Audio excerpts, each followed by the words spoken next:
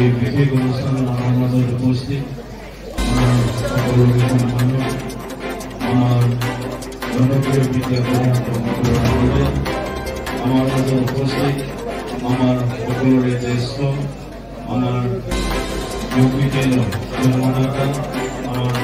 অসমৰ সম্মানীয় কেবিনেট মন্ত্ৰী মিউজিক প্ৰফেসৰ লগতে আমাৰ আজি ডিফেন্সৰ উপস্থিত কেন্দ্ৰীয় ইউপিপিএলৰ সম্মানীয় আমাৰ CWC লগতে বিভাগীয় আমাৰ উপস্থিত আমাৰ সম্মানীয়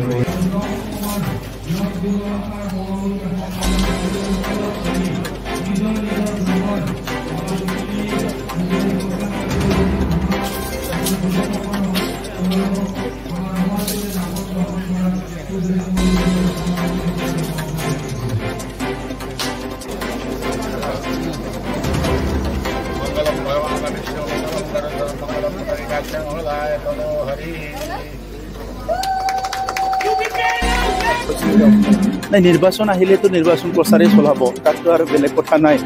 ইটো লৈ পেলাই আপোনালোকৰ প্ৰশ্নটো কি আছে হিটোৱে ক'ব পাৰে তেওঁলোকে কৈছে যে এইবাৰ পৰম্পৰাতে ভোট দিয়ক আৰু বিপিএফ ইউপিএলৰ আমাৰ সম্পূৰ্ণ মিত্ৰতাও নাই কিন্তু ভোটৰ দলে যি দলে হওক এইটো পদুমফুলে হওক ট্ৰেক্টৰে হওক নাঙলে হওক বা যিয়ে হওক নিজৰ নিজৰ কথাটো চবে ৰাখিব দুদিন পিছত এজিপিও ইয়াতে কেম্পিং কৰিবলৈ আহিব সিদিনা অখিল গগৈ ডাঙৰীয়াও প্ৰেছ মিট কৰি আছে কেম্পিং কৰিবলৈ আহিব চ' নিজৰ নিজৰ কথাটো চবে ক'ব বড়োলেণ্ডৰ ৰাইজে বা বিটিআৰৰ ৰাইজে ঠিক কৰিব যে কাক ভোট দিব কাক চৰকাৰ বনাবলৈ দিব যোৱা 50 বছৰৰ ইতিহাস আমাৰ হাতত আছে এই 5 বছৰৰ যিটো আমাৰ কাৰ্যকলাপবিলাকৰ গোটেই তথ্য আমাৰ ৰাইজৰ ওচৰত আছে চ' ইয়াৰ ওপৰত ৰাইজে সিদ্ধান্ত ল'ব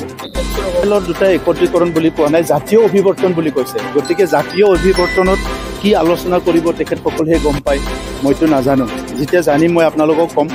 মানে উদ্দেশ্যটো ইউপিপিএল আৰু বিপিএফক একত্ৰীকৰণৰ অভিৱৰ্তন নহয় অভিৱৰ্তনটো তেখেতসকলে কৈছে জাতীয় অভিৱৰ্তন গতিকে জাতীয় অভিৱৰ্তনত বহুত কথা পাতিব পাৰে যি যি জাতিৰ সমস্যা আছিল কথাবিলাক তেখেতসকলে পাতিব থেংক ইউ